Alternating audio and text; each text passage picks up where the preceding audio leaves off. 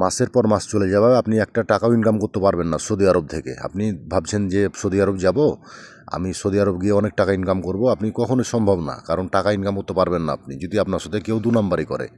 কেউ না, আপনার দালাল যদি আপনার সাথে 2 নাম্বারই করে, আপনি কখনোই টাকা ইনকাম করতে পারবেন না। কারণ দালালের সাথে কথা বলে আসবেন যে আমি যদি ওখানে যেয়ে কাজ না পাই, কাজ আমাকে না দেয়, কিংবা আমি যদি কোম্পানি না পাই, তো আমাকে সম্পূর্ণ টাকা ফেরত দিতে হবে। এভাবে আপনি যদি কথা বলে আসতে পারেন, স্টম করে আসতে পারেন, তাহলে আপনার জন্য ঠিক আছে। সৌদি আরবে অসংখ্য লোক কিন্তু লোক নিয়ে আসে, কাজ কম ঠিকমতো দেয় না, টাকা খেয়ে ফেলে। তা আপনাকে আসতে গেলে ভাবতে হবে যে আমি ওখানে যেয়ে যদি বিপদে পড়ি, যদি না, আপনি 100% বিপদে পড়বেন। এরকম ভাবার পরে আপনি আসবেন।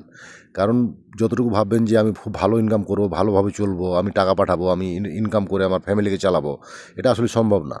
আপনি বিদেশ আসতে গেলে, সৌদি আরব আসতে গেলে অসংখ্য দালাল আছে, দালালের সাথে কথা বলে আসবেন যে আমাকে যদি কাজ দিতে না পারো, আমাকে যদি থাকার জায়গা দিতে না পারো, আমাকে যদি কোনো কোম্পানি দিতে না পারো, সম্পূর্ণ টাকা ব্যাক দিতে হবে, তাহলে কিন্তু আপনি আসিয়েন।